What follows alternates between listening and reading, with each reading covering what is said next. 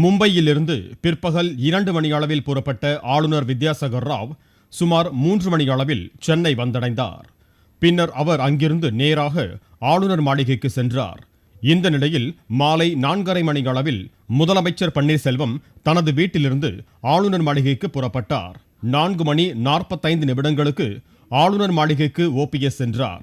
அவருடன் PH Pandian, KP Munusamy, Madhusudhanan, Natham Viswanathan உள்ளிட்டோர் சென்றனர்.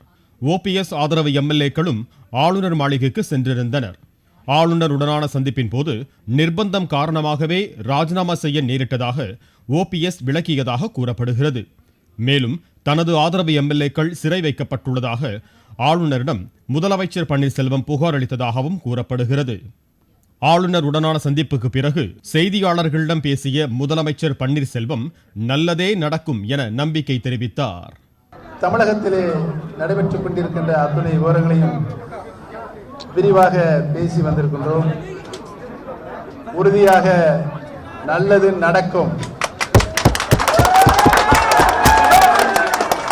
தர்மம் தன் வாழ்வதனை சூதுக்கவும் மீண்டும் உறுதியாக தர்மமே வெல்லும்.